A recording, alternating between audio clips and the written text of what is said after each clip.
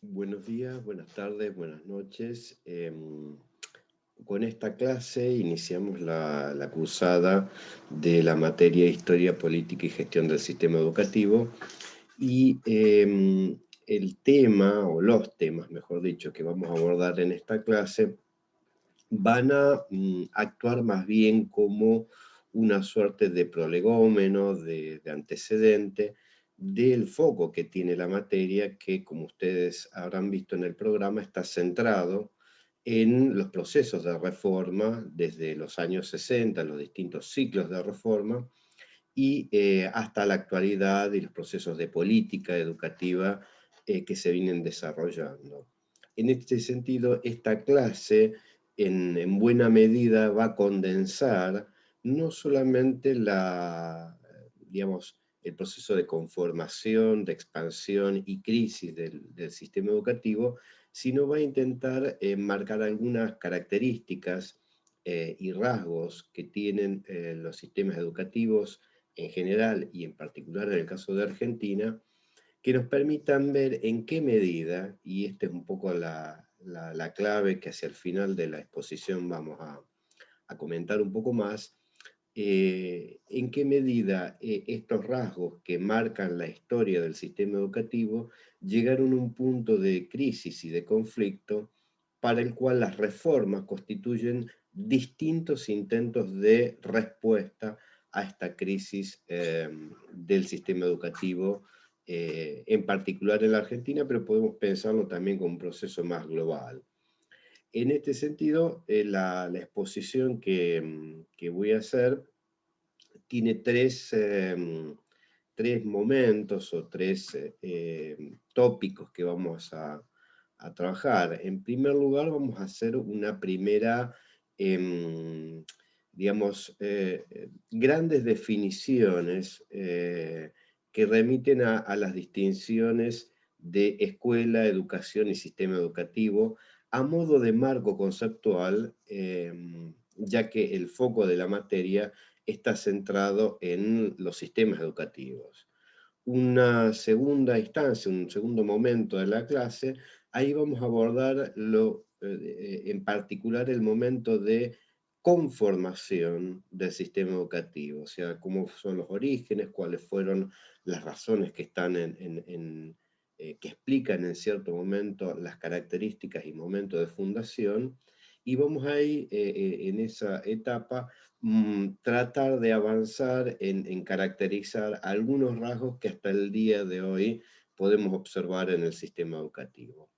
Y un último momento de la clase que vamos a trabajar es el periodo de expansión y crisis, que vamos a ubicarlo desde los años 30, 1930, hasta los años 60, hasta mitad del siglo XX, que coincide en buena medida con los años de las políticas educativas durante el peronismo. Acá también nos interesa ver precisamente, bueno, qué cuestiones se van incorporando en esta evolución histórica, qué rasgos nuevos aparecen en el sistema educativo y qué, digamos, qué rasgos empiezan a aparecer como problemas, tensiones, y, digamos, en cierta manera llegar a la etapa final de esta exposición, marcando lo que podemos llamar los rasgos de el modelo fundacional del sistema educativo y en qué medida ese modelo entra en crisis y dejar planteado este tema de las reformas como respuesta a la crisis. Bueno, además de este video, ustedes van a tener dos PowerPoint, ya que tenemos varios temas, como les he señalado, en el cual acompañar esta clase, además de la bibliografía que tenemos seleccionada. Entonces, vamos a empezar la clase. Vamos a compartir pantalla para acompañarnos con el PowerPoint.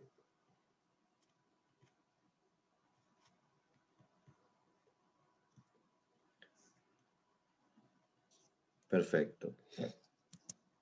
Decíamos que necesitamos avanzar antes de desarrollo histórico del sistema educativo, avanzar en un pequeño, breve marco conceptual que nos permita distinguir tres grandes conceptos que en la discusión educativa, en la discusión de política educativa, muchas veces aparecen como mezclados o superpuestos, ¿sí?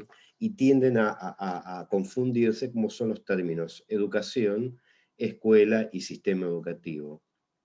Si uno tuviera que hacer brevemente una distinción, uno podría decir de que educación alude más bien a todo el proceso, a todos los procesos de apropiación, producción, difusión de conocimientos, saberes y cultura, que está prácticamente desde el mismo origen del hombre.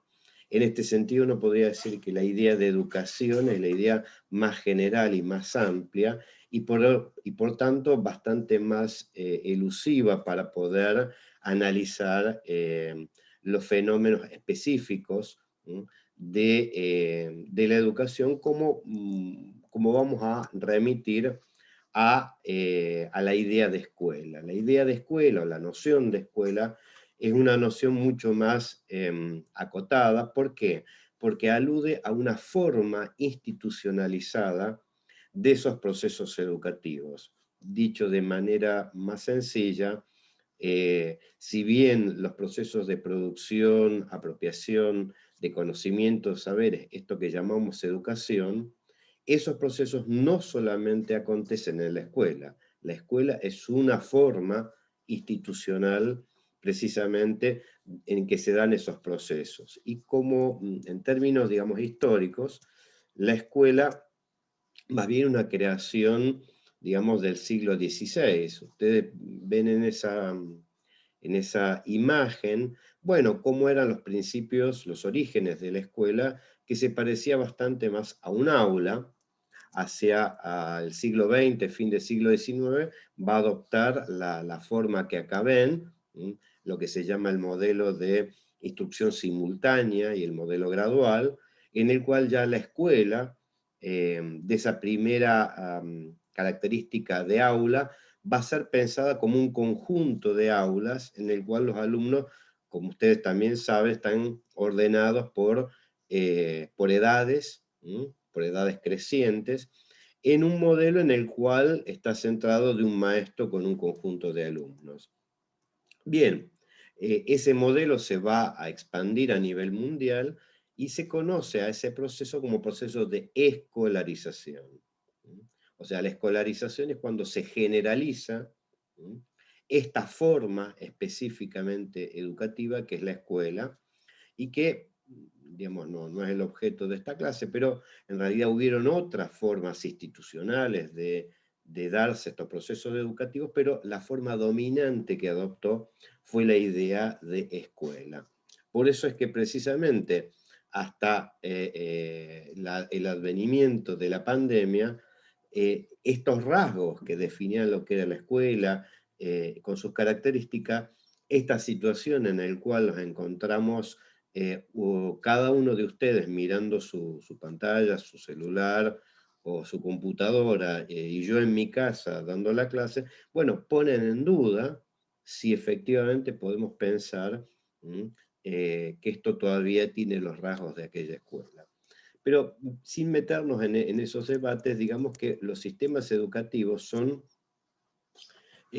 construcciones mucho más recientes, en el sentido que podemos ubicar su origen a la par de la conformación de los estados nacionales modernos.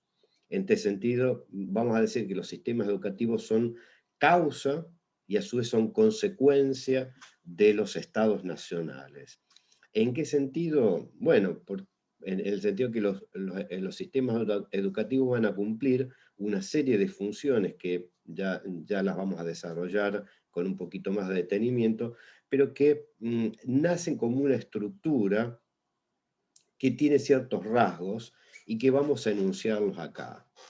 Un sistema educativo, vamos a decir que es una red institucional de escuelas. ¿Qué quiere decir una red institucional? Bueno, que las escuelas están organizadas de manera horizontal y vertical. Están organizadas de manera horizontal en el sentido de que las escuelas tienden a tener características comunes, la misma cantidad de horas de clase, las mismas edades de ingreso, las mismas currículas.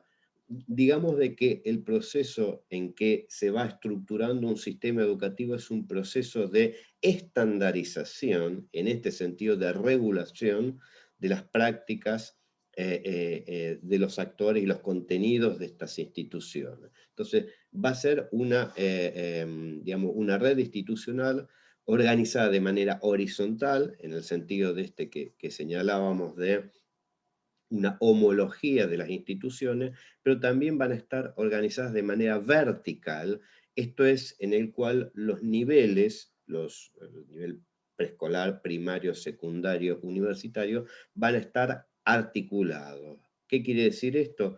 Que los contenidos desarrollados en un nivel se continúan y profundizan en el nivel siguiente. Pero un sistema educativo no es solamente esta red institucional organizada de manera horizontal y vertical, sino también un sistema educativo presupone un cuerpo burocrático y jerárquico, diríamos como toda organización, digamos, burocrática, necesita, digamos,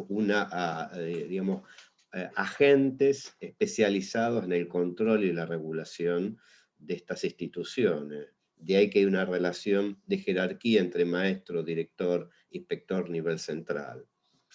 Además de estos dos rasgos que hemos señalado, encontramos un tercer rasgo, que es que los sistemas educativos presuponen un conjunto de agencias especializadas en la formación de sus agentes. Esto significa que los sistemas educativos necesitan incorporar en su formación instituciones dedicadas a la formación, como pueden ser las escuelas normales en algún momento, las universidades, los institutos de formación docente, etcétera, etcétera. Y por último, un rasgo también no menor de los sistemas educativos es que presupone un campo especializado, en campo de conocimiento especializado, orientado a legitimar y regular las prácticas al interior del sistema educativo. También, dicho de manera sencilla, digamos, el conocimiento pedagógico o las ciencias de la educación aparecen, digamos, como, comillas, comillas, aquel conocimiento especializado que marca, digamos, las orientaciones del sistema. Por supuesto, cuando miramos en términos estructurales un sistema educativo, adopta la forma de este rasgo, digamos, del gráfico que tenemos. Esto está tomado del libro de Cecilia Braslavsky, en el cual lo que ustedes pueden ver es ese carácter, digamos, de horizontalidad y verticalidad del sistema educativo. Ahora bien, decíamos que los sistemas educativos son causa y consecuencia del momento de conformación de los estados nacionales, pero a su vez también son parte, o deben ser analizados, como parte de los rasgos que tienen las sociedades modernas, uno de cuyos rasgos, por supuesto, es la conformación de un Estado nacional, pero que supone otros aspectos. Acá ustedes tienen algunos rasgos, digamos, en cuanto a su economía capitalista, presencia de mercado, de propiedad privada, trabajo asalariado, de una cultura en términos seculares, que quiere decir en el sentido, digamos, cuyo fundamentación tiene carácter racional y no teológico, y son sociedades predominantemente urbanas. Ahora, estos rasgos de las sociedades modernas es importante retenerlos porque en cierta manera los sistemas educativos vienen a dar una respuesta a nivel global al problema que estas sociedades modernas tienen respecto de cómo organizar, digamos, la dominación partiendo de individuos libres y racionales. Para decirlo también de manera más sencilla, cuando el cambio del orden medieval a un orden moderno plantea el problema de cómo se distribuye las ocupaciones y el poder en una sociedad. ¿Cuáles son los criterios a partir de los cuales esa sociedad se va a ordenar? Entonces, vamos a decir que los sistemas educativos son un dispositivo de gobierno de estas sociedades modernas. Bueno, ¿por qué vamos a decir que son un dispositivo de gobierno? Porque dan una respuesta a este problema de cómo organizar el orden social. En primer lugar, vamos a decir que estas funciones de gobierno están asociadas, en primer lugar, a la conformación de este sujeto nuevo propio de la modernidad, que es el ciudadano. Este sujeto en el cual se relaciona con el poder de manera impersonal a partir de, digamos, asumir una serie de derechos y obligaciones. En este sentido, uno podría decir de que las sociedades modernas reside su soberanía en estos sujetos que es el ciudadano. Pues bien, la escuela y los sistemas educativos, mejor dicho, van a ser ese dispositivo para la formación de ese sujeto, que es el ciudadano. ¿A través de qué? Bueno, de esta suerte de gran esfera pública, que son los sistemas educativos, donde todos los niños, desde edades tempranas, empiezan a socializarse en este espacio común, que va a tener los rasgos de, digamos, lo que se llama la escuela republicana, que es una misma institución para toda la población. Esto es independientemente de los sectores sociales de los que pertenezcan. Pero no solamente van a cumplir esta función los sistemas educativos, van a cumplir una función central en la generación de la identidad nacional. Este es un aspecto muy importante porque uno de los rasgos de estos estados nacionales va a ser precisamente la conformación de un sentimiento de pertenencia, asociado a esta definición, vamos a decir, territorial. El Estado nacional es un Estado no solamente que se define por una, digamos, división política, sino sobre todo por esta idea de pertenencia de los individuos o los ciudadanos de ese Estado, identificarse en términos culturales, sociales, con esa identidad. En ese sentido, ¿a través de qué lo van a hacer los sistemas educativos? Bueno, a través de transmitir esos legados, esa herencia común, ese pasado, pero también vamos a ver de que, digamos, esta función que tienen los sistemas educativos, y en el caso de Argentina vamos a verlo con mayor detalle, siempre aparece una voluntad de construcción deliberada de eso que llamamos identidad nacional. Y sobre todo, digamos, una tercera gran función que tienen los sistemas educativos es aquella que tiene que ver con cómo distribuir las ocupaciones, las diferentes ocupaciones entre toda la población. Acá vamos a señalar en qué medida los sistemas educativos contribuyen no solo a la reproducción de cierto orden social, sino también a legitimarlo. ¿A través de qué? Y esto es lo más interesante que aportan los sistemas educativos y por el cual constituyen dispositivos de gobierno, que es precisamente lo que vamos a llamar la ideología meritocrática. La ideología meritocrática es la ideología que fundamenta o legitima, mejor dicho, esta función de selección social de los sistemas educativos. ¿Cuál es la forma? Bueno, alrededor de la idea que son los méritos, en términos de capacidades o esfuerzos, los que determinan el avance o no de los individuos en esta carrera abierta al talento, que son los sistemas educativos, en la medida que esta ideología digamos, reforzaría los éxitos de aquellos que avancen más rápido y hasta los niveles superiores del sistema educativo, y aquellos que no logran avanzar en función, digamos, de estos méritos de cada uno de los sujetos. También, dicho de manera muy, muy sencilla, digamos que la dinámica social, ¿no?, de la reproducción del orden social se manifiesta de manera individual, se introyecta en los sujetos a través de la idea, digamos, del éxito o el fracaso, comillas, individual. ¿Mm? En este sentido, uno podría decir de que la ideología meritocrática es la ideología que en cierta manera da una respuesta a esta idea de la distribución social del trabajo y las ocupaciones. Pero esto que estoy señalando, si bien es general para todos los sistemas educativos en el mundo, vamos a señalar que en realidad todas estas funciones se dan de manera situada y en cada país, en cada realidad, se van dando características específicas.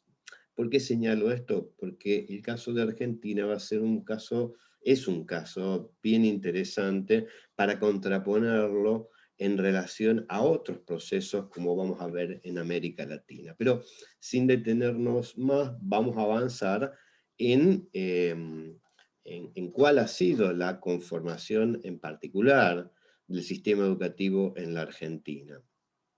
Ahí vale la pena marcar una pequeña hoja de ruta que vamos a ordenar esta exposición, que es tratar de situar las características de lo que vamos a llamar la matriz sociopolítica de la Argentina en este periodo también de conformación del Estado Nacional, alrededor de tres rasgos.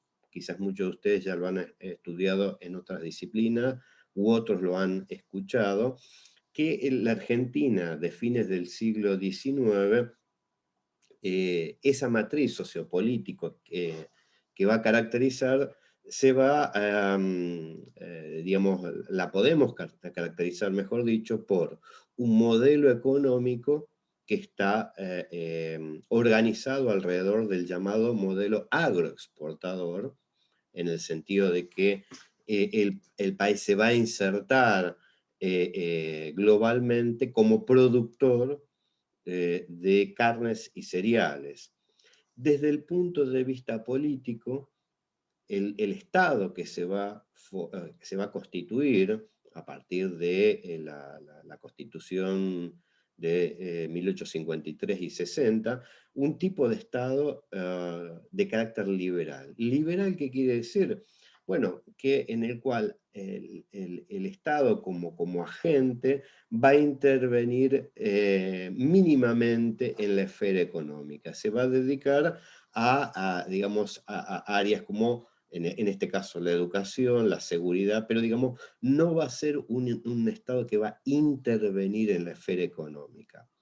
Y desde el punto de vista político, es un Estado que se va a adoptar la forma que algunos denominan como un orden oligárquico, en el sentido de que una élite político-social va a ocupar los principales puestos de gobierno. Ahora bien, estas características globales, que en general uno podría decir, digamos, son características que son comunes a la evolución en América Latina,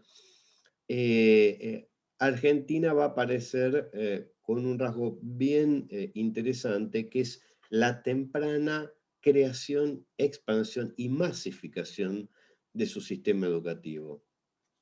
En el cuadro que ustedes ven, eh, eh, si ustedes se fijan al año 1914, tomando la educación primaria, casi ya el 50% de los chicos de edad escolar estaban en la educación primaria. Y para los años 60, el 85-86% de los niños ya estaba en la educación primaria. Por supuesto, si ustedes ven la línea azul, la que tiene que ver con el nivel secundario, verán de que, digamos, la característica de la conformación del sistema educativo en la Argentina pasó de, por un lado, una expansión y masificación de la educación primaria, pero un carácter más restringido en su expansión del nivel secundario.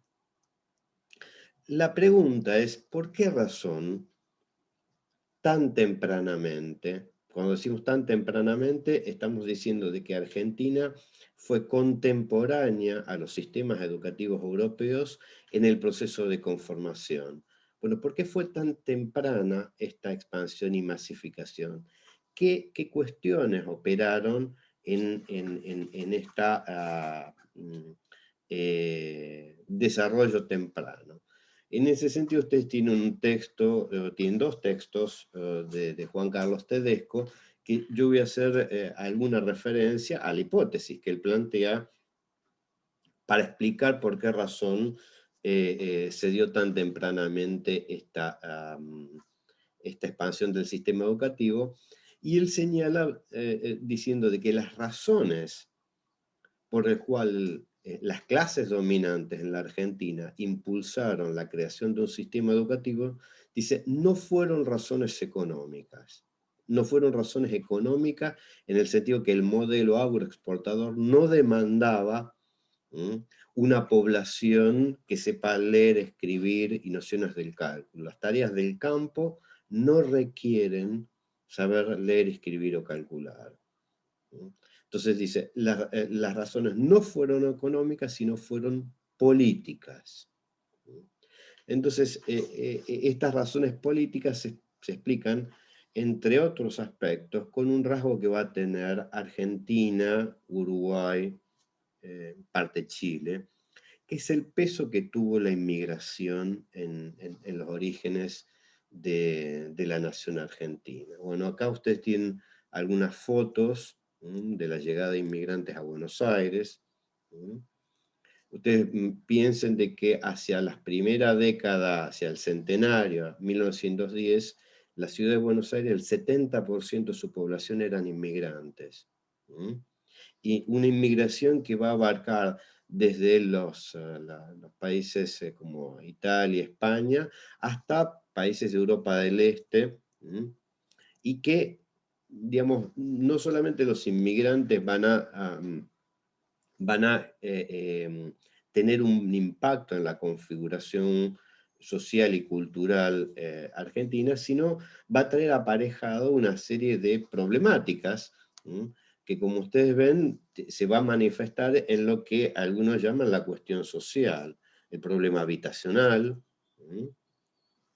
los conventillos, pero también la transferencia de un conjunto de ideas y prácticas de estos inmigrantes va a manifestarse también conflictivamente en estas sociedades, digamos, en los orígenes de la nación argentina, a partir de la organización de los primeros sindicatos, las primeras organizaciones obreras, y sobre todo también digamos, la temprana llegada de ideologías que estaban muy en boga a principios del siglo XX y que van a tener también su expresión en el caso de Argentina con el anarquismo, el socialismo y el comunismo. Digamos que la inmigración no va a ser solamente un problema cultural, ligado al tema de la lengua, al tema de la identidad nacional, que efectivamente va a plantear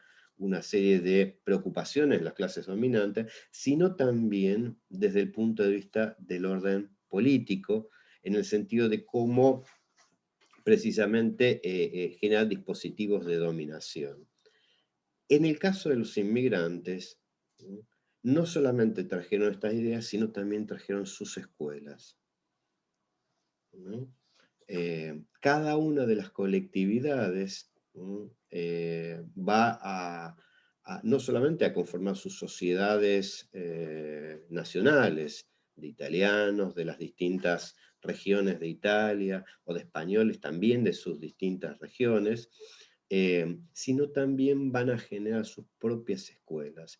Y este va a ser un rasgo distintivo que va a explicar por qué razón tan tempranamente en Argentina las clases dominantes impulsaron la educación. Vamos a decir que a diferencia de la zona andina, con predominio de la población autóctona, de pueblos originarios, o en el caso de Brasil, de fuerte peso de población africana, tanto pueblos originarios como poblaciones africanas no conocían esta tecnología moderna que se llama la escuela. Tenían otras instituciones educativas, pero no escuela. Los inmigrantes conocían muy tempranamente esta tecnología y es lo que, en cierta manera, marcó una alerta en las clases dominantes, sobre todo si uno mira cuál era el estado de las escuelas que de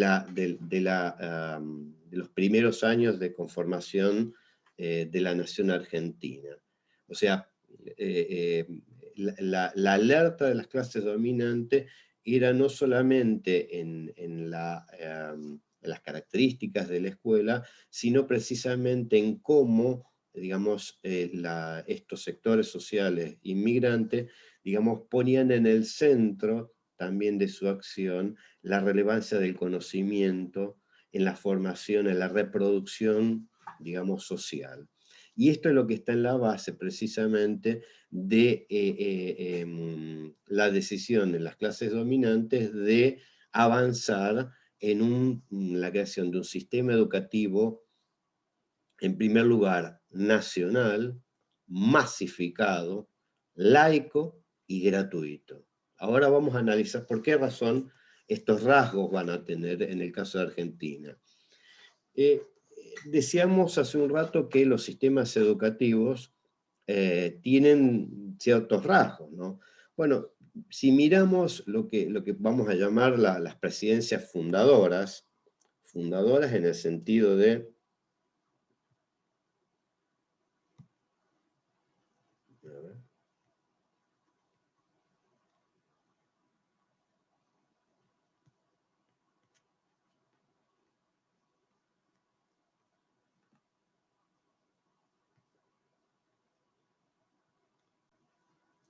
Bueno, retomamos, tuvimos un pequeño percance así técnico. Vamos a volver a nuestro PowerPoint. Decíamos que en el periodo conocido como las presidencias fundadoras, esto es, las presidencias que anteriores a 1880, cuando se considera que comienza el proceso de conformación del Estado Nacional con la llegada de Roca, son las presidencias de Mitre, Sarmiento y Avellaneda. Bueno, en estas tres presidencias podemos ver cómo se fueron dando los, digamos, estos rasgos del sistema educativo. Incluso que van a ser previos a la ley 1420, que va a ser la que va a terminar de definir esta orientación del sistema educativo. Pero señalemos dos cuestiones puntuales. Durante la presidencia de Mitre va a ser el momento donde se van a crear los colegios nacionales, los colegios medios, que va a ser una línea de acción del Estado Nacional orientada a, en cierta manera, socializar en un patrón común a los hijos de las élites provinciales, habida cuenta de que el problema de la organización nacional pasaba, entre otros aspectos, por las distancias entre los distintos grupos y élites dominantes en las provincias. Los colegios nacionales van a intentar replicar bajo un modelo, el modelo del bachillerato, en cada una de las capitales de provincia. En la presidencia de Sarmiento se van a crear las escuelas normales. Acá va a traer maestras de Norteamérica y va a sentar las bases de estas agencias especializadas en la formación de docentes y de inspectores. Durante la presidencia de Avellaneda se va a crear el Consejo Nacional de Educación, que va a ser un consejo que va a tener a su cargo las escuelas dependientes de la nación, y durante el gobierno de Avellaneda se va a dar uno de los antecedentes más importantes de la 1420, que es la ley de 1875 de la provincia de Buenos Aires.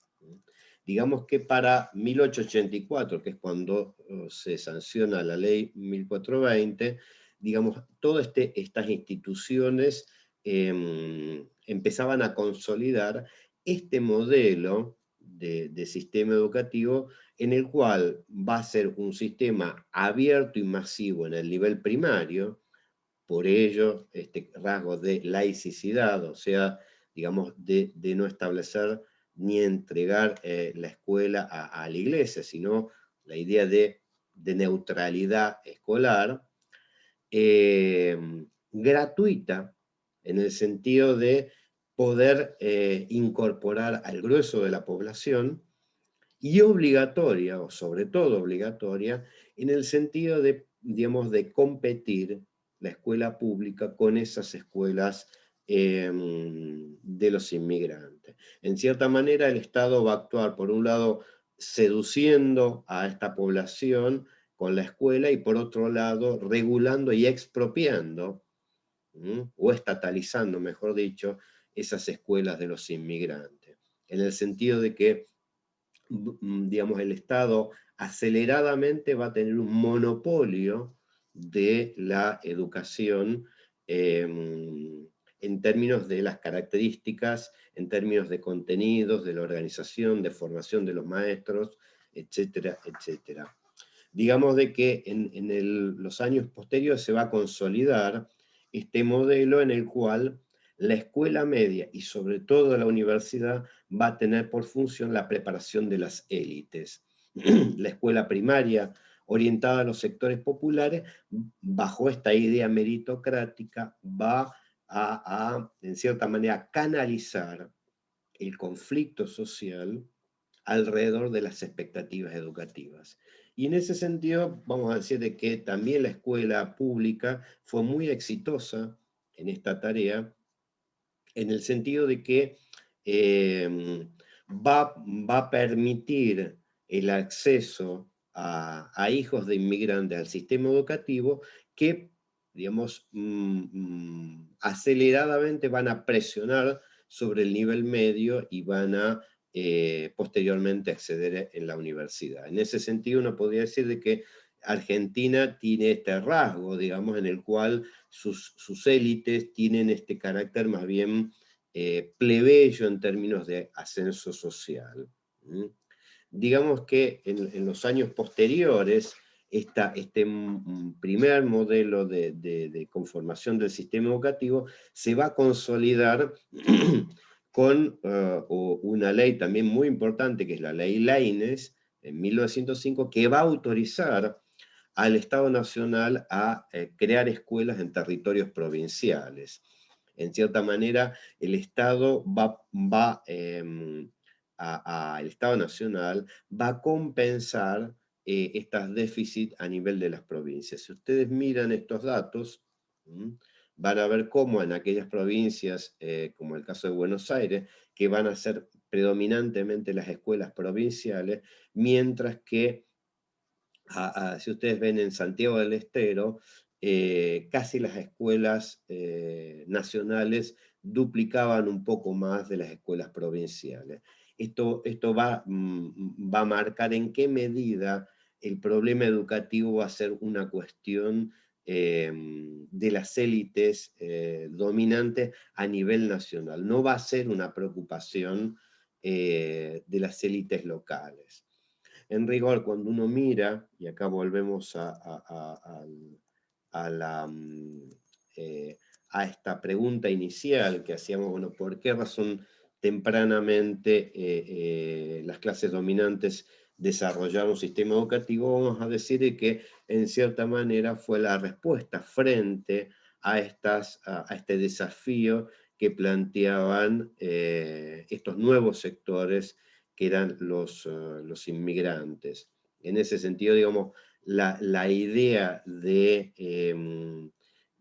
masificación va a estar en esta idea de canalizar las expectativas de estos sectores por vía de la educación.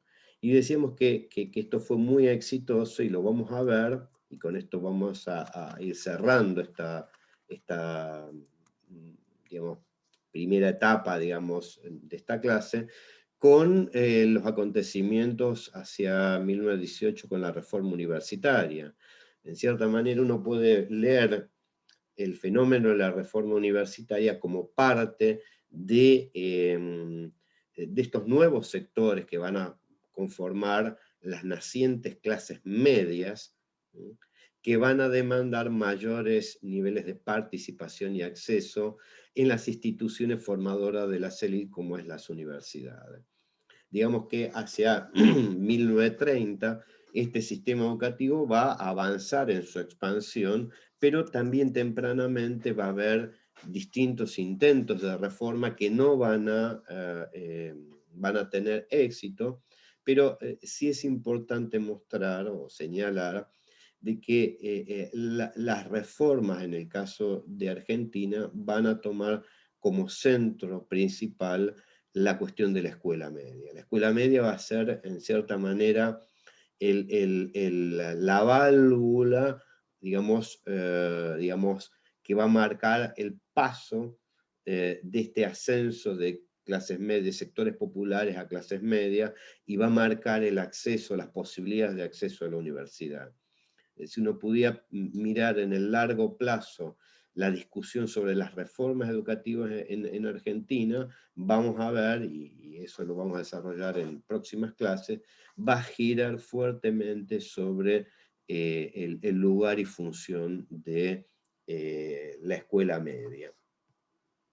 Vamos ahora a cerrar esta primera etapa de conformación y vamos a seguir con esta última etapa, por lo menos de esta clase, con el momento de expansión y diversificación de la educación, del sistema educativo en la Argentina. Entonces acá también nos vamos a acompañar con otro PowerPoint para, digamos, hacer más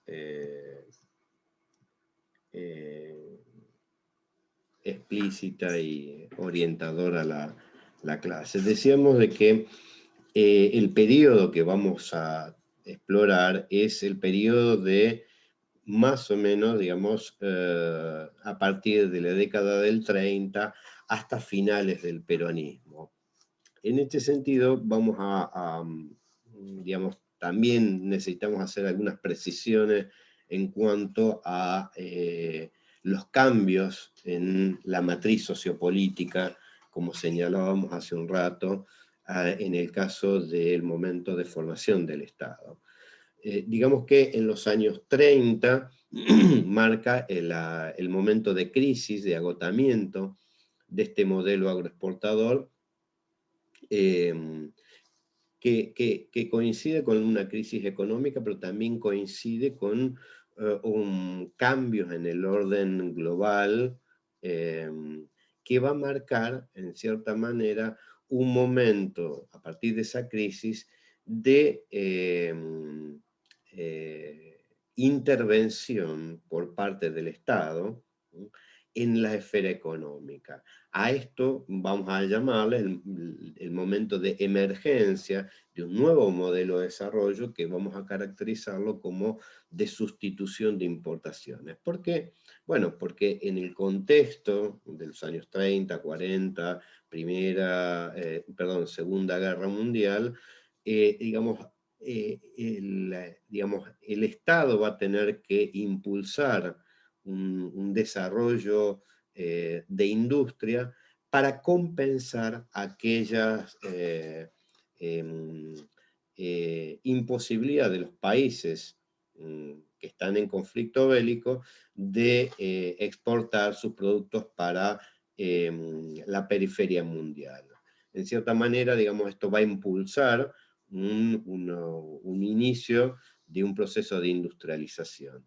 Pero a la par que se da esto, también es un momento de expansión de las funciones del Estado, ya no solamente en la esfera económica, sino también en la esfera social. Entonces, vamos a ver que en estos años, esta expansión de funciones estatales también se manifiesta en el sistema educativo a partir de la expansión y diferenciación de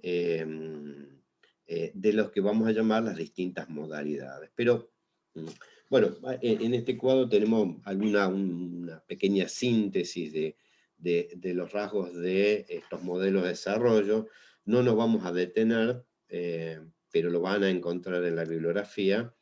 Sí me interesa detenerme en algunos rasgos, aunque sea muy grosso modo, de los antecedentes o condiciones o antecedentes de los orígenes del peronismo. A riesgo de simplificar, vamos a decir que digamos, la Argentina de los años 30, además de entrar en esta suerte de transición en su modelo de desarrollo, de industrialización, es una Argentina en el cual, digamos, los movimientos demográficos se van a manifestar en una sociedad ya cada vez más predominantemente urbana. O sea, la Argentina de los años 30 y 40 es una Argentina que va a empezar a conformar en estos momentos de inicios de la industrialización las periferias urbanas, los conurbanos, los Gran Rosario, los Gran Córdoba, esa periferia de las grandes ciudades que va a albergar ya no solo a los migrantes extranjeros, sino a los migrantes locales del interior. Por otra parte, esta Argentina de los años 30 y 40 es una Argentina en el cual, digamos, una población, como hemos visto, escolarizada, en el cual, digamos, la difusión de las ideas a través de periódicos, libros, folletos, etcétera, etcétera, va a ser parte de los consumos culturales aún de los sectores populares. Pero sería, digamos, es difícil comprender la emergencia del peronismo sin dos rasgos que en cierta manera van a marcar algunas características que va a tener el primer peronismo. Uno es el contexto político de la Argentina. Digamos que la crisis del 30 económica va a ir de la mano, en el caso de Argentina, con el primer golpe de Estado. De alguna manera, esa democracia que se va a expandir con la ley Sáenz Peña del voto obligatorio y secreto que va a abrir las puertas al radicalismo, esa primera experiencia de democracia de masa va a marcar una ruptura el golpe del 30, marcando en cierta manera un periodo de inestabilidad política en el cual los viejos partidos conservadores, digamos, que encarnaban las clases dominantes, van a recurrir de manera sistemática al fraude para mantener la dominación. En ese sentido, uno podría decir de que la Argentina de los años 30 y 40 tiene transformaciones en el orden cultural, en el orden económico, pero, digamos, esta actitud de las clases dominantes de cerrar, en cierta manera, el proceso de democratización abierto en las primeras décadas del siglo, marca una pauta de ilegitimidad que también va a alimentar, en cierta manera, otra conflictividad social que va a estar más ligada al proceso creciente de organización sindical, en el caso de Argentina, de un sindicalismo, digamos, con fuerte peso hasta la llegada del peronismo en las corrientes de izquierda, del socialismo, el anarquismo y el comunismo. El otro rasgo, digamos, que es importante para entender el ascenso del peronismo, es el contexto de la guerra. La guerra, en cierta manera, va a realinear a los países, digamos, llamados a los aliados, Estados Unidos, Francia, Inglaterra y la Unión Soviética, por un lado, frente a los países del eje, Alemania, Japón, Italia. En cierta manera, la guerra va a realinear las posiciones a nivel político en los países. Digamos que el peronismo va a iniciar o se va a dar en el seno de un nuevo golpe de Estado que se va a dar en el año 43. En el año 43 se va a dar este golpe militar en el cual parte de estas transformaciones que fuimos señalando de la Argentina también se van a dar al interior de las Fuerzas Armadas a partir de, digamos, un cambio en la composición social en las Fuerzas Armadas y particularmente en el Ejército, en el cual, digamos, en la suboficialidad se va a conformar un grupo que va a leer de una manera diferente esta coyuntura de este golpe. Este golpe que va a iniciar más bien como una respuesta preventiva frente a la agitación política y sindical,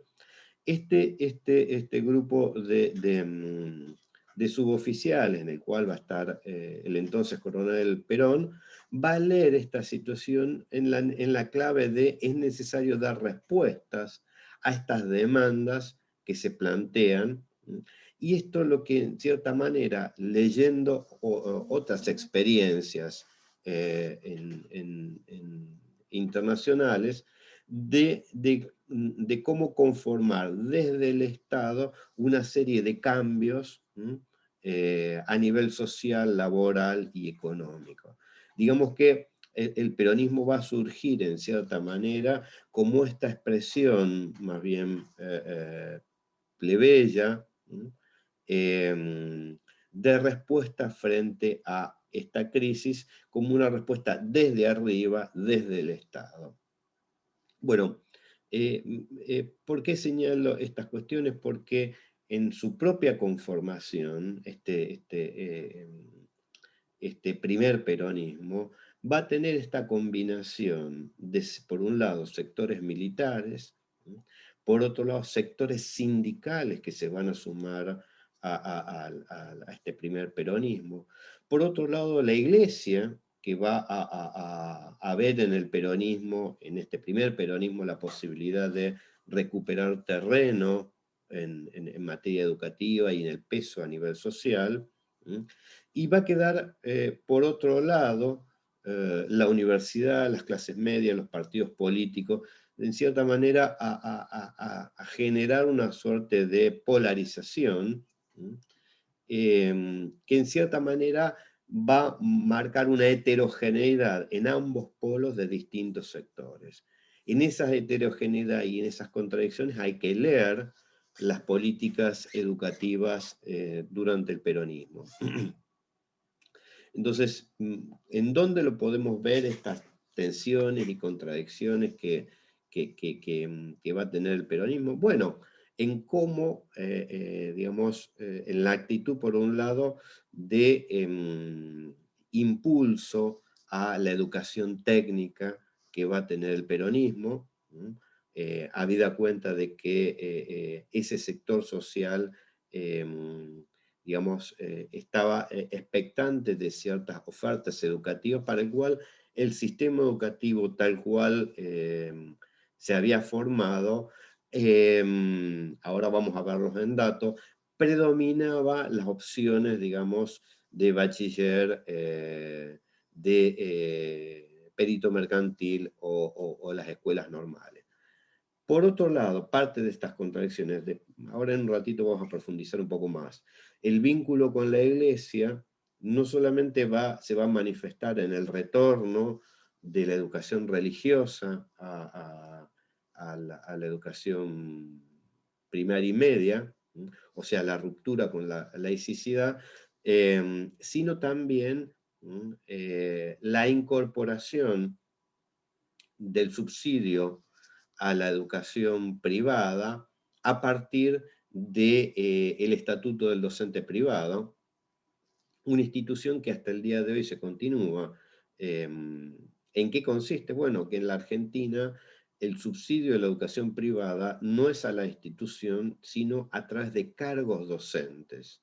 Cuando decimos que una institución privada tiene el 100% de subsidio, está diciendo de que el 100% de los cargos docentes lo financia el Estado.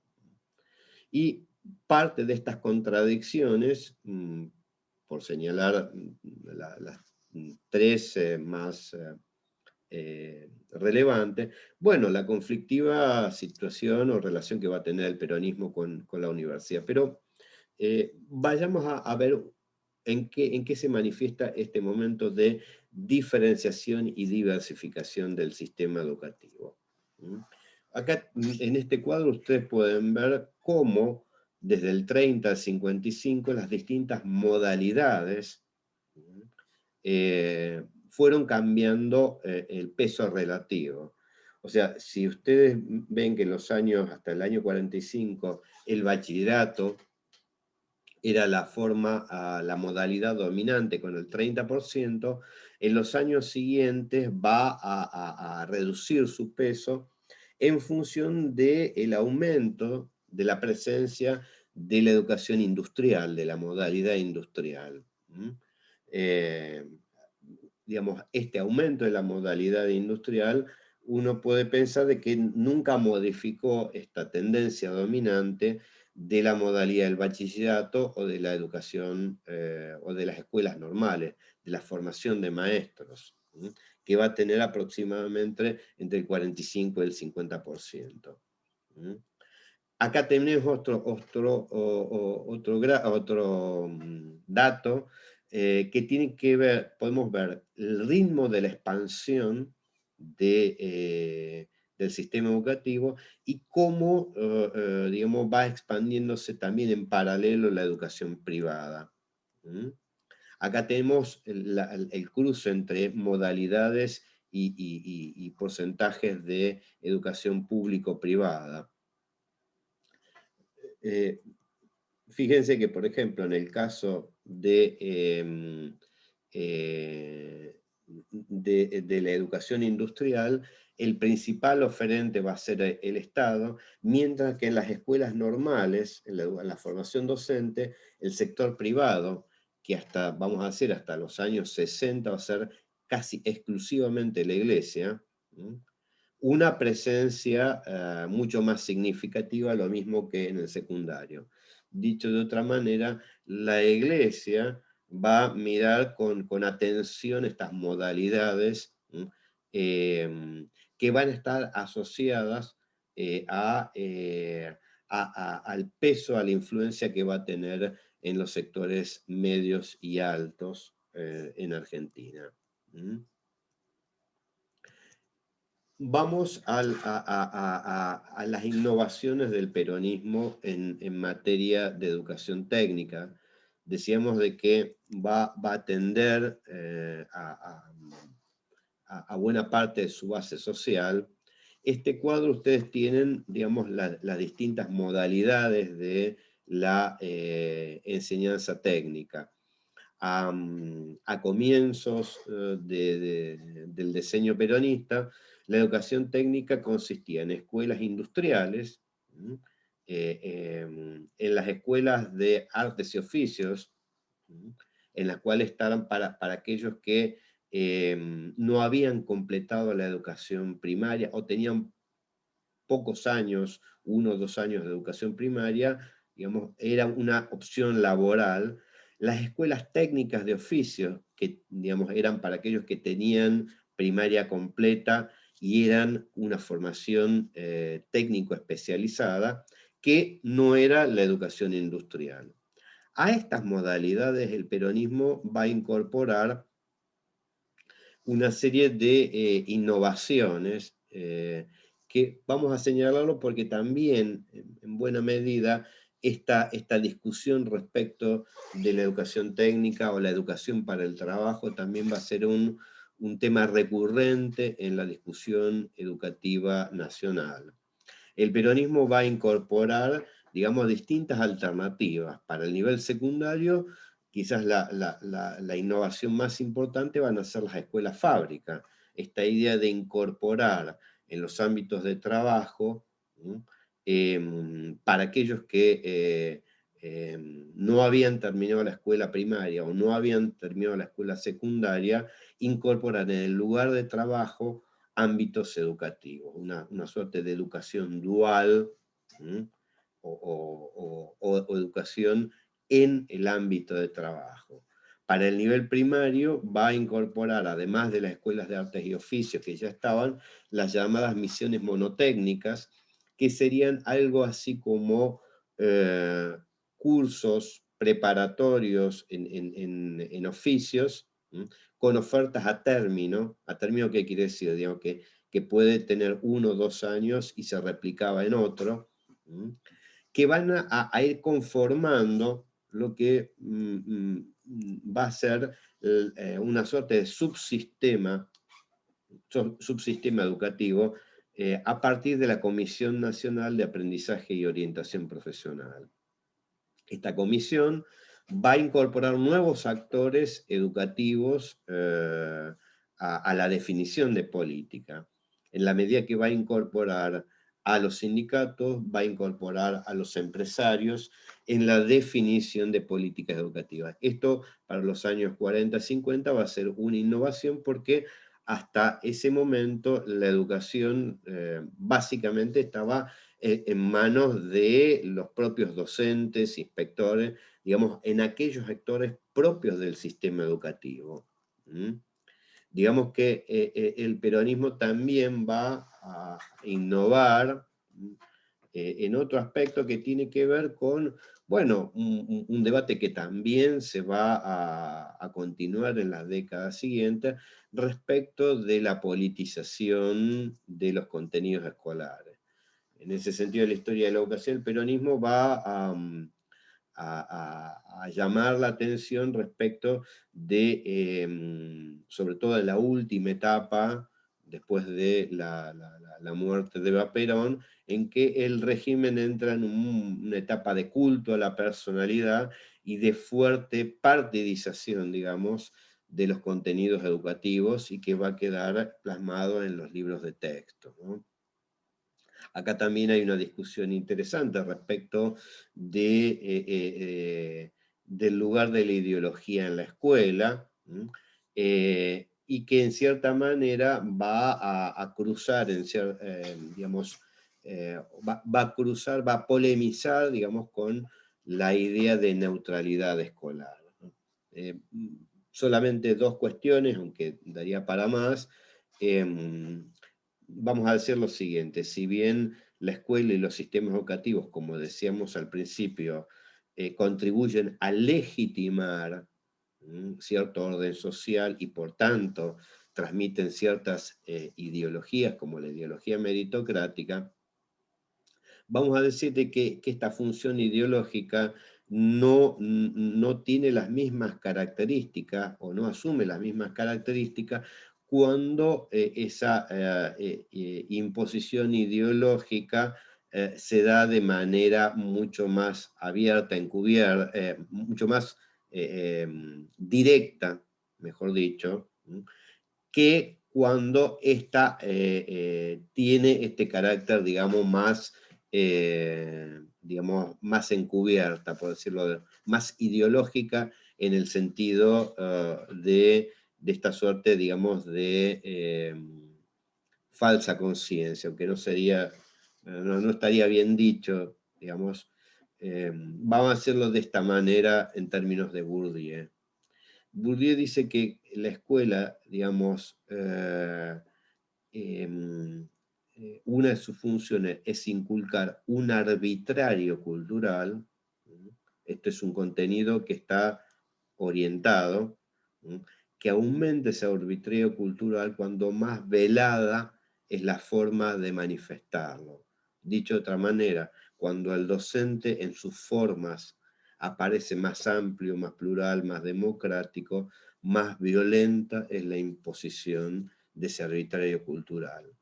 Dicho a la inversa, cuando más brutal es la imposición, más evidente es la operación ideológica. En este sentido, diríamos de que el peronismo, parte de las tensiones que generó es precisamente esta suerte de politización o partidización de los contenidos, en que hacía mucho más brutal, mucho más intrusiva esta función de transmisión de ideas y de contenidos. Digamos que hacia fines de los 50, comienzos de los 60, los sistemas educativos, y en particular el de Argentina, adopta lo que podríamos llamar las características del modelo fundacional. Vamos a llamar modelo fundacional a aquellos rasgos que van a definir ciertas funciones del sistema educativo, cierta estructura organizativa y ciertos dispositivos pedagógicos. Respecto a las funciones sociales, ya lo hemos señalado, ligados a la construcción de la idea de nación, a este proceso de escolarización masiva, a la transmisión de valores y principios de la vida humana y, como también dijimos, esta pauta de selección diferenciada para distribuir conocimientos y saberes. También señalamos en cuanto a su estructura este carácter burocrático, centralizado y jerárquico, y cómo esto se complementa, vamos a decir, a medida que se va expandiendo y se va diversificando el sistema, va aumentando esta suerte de especialización y diferenciación de saberes expertos. O dicho de manera más sencilla, digamos, a medida que se va complejizando el sistema, es necesario un refinamiento y especialización de los conocimientos orientados a regular y orientar.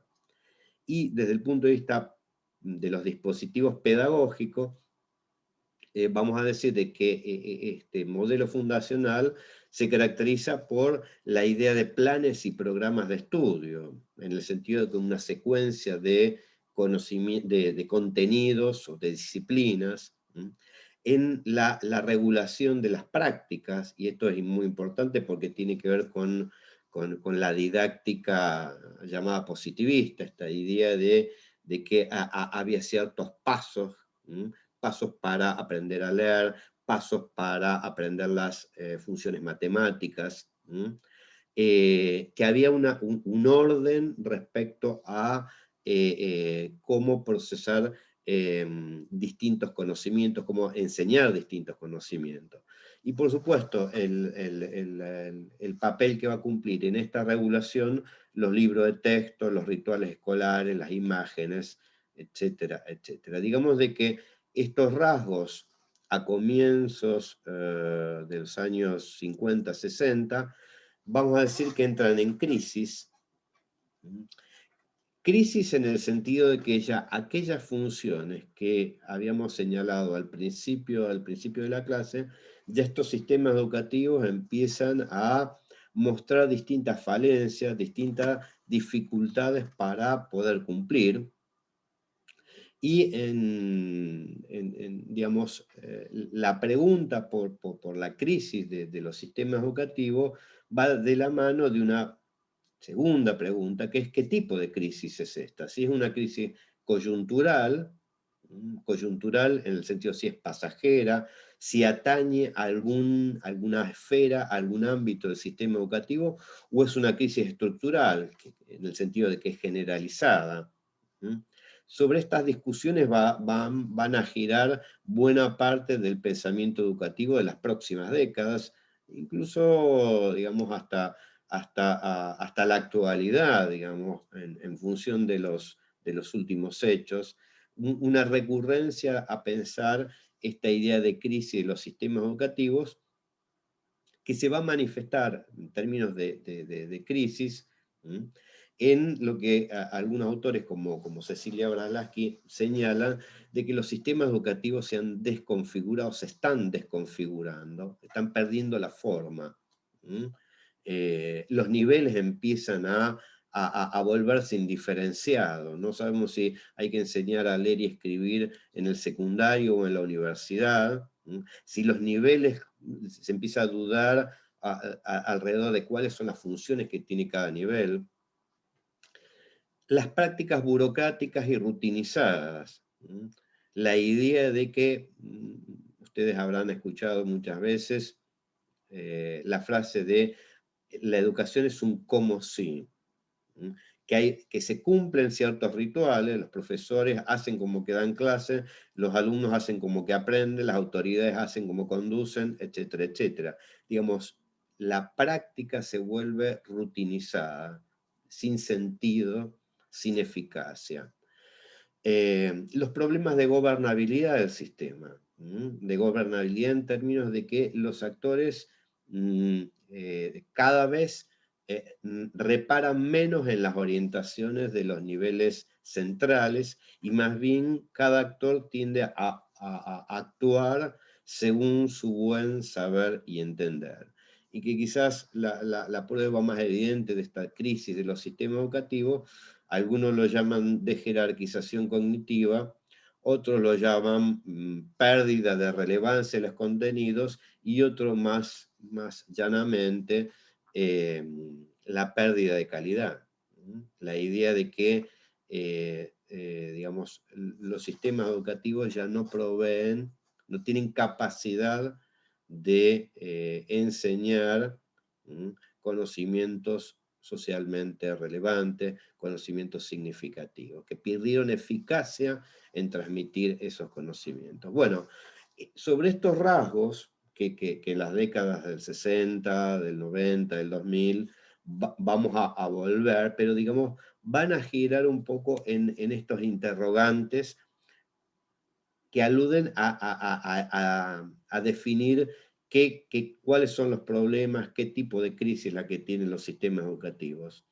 Y en ese sentido, y con esto termino esta clase, las reformas educativas, los distintos ciclos de reformas educativas, van a ser intentos de respuesta a estas crisis, a esta percepción de las crisis. Lo que nos interesa, y eso va a ser el motivo de las clases que vienen, es ver precisamente cómo fue esta discusión respecto a los problemas del sistema educativo, ver qué características tuvieron estas reformas, qué resultados tuvieron estas reformas, y en cierta manera, bueno, en qué medida estas reformas, en el caso de Argentina, expresan movimientos o tendencias más locales, más regionales o globales. Bueno, vamos a dejar por aquí este tema. Les pido disculpas, ha sido una clase larga porque teníamos varios temas. Ustedes, además de la grabación esta, tienen 2 PowerPoint para acompañarse y las lecturas. Bueno, les mando un abrazo fuerte y espero que les haya gustado la clase de hoy.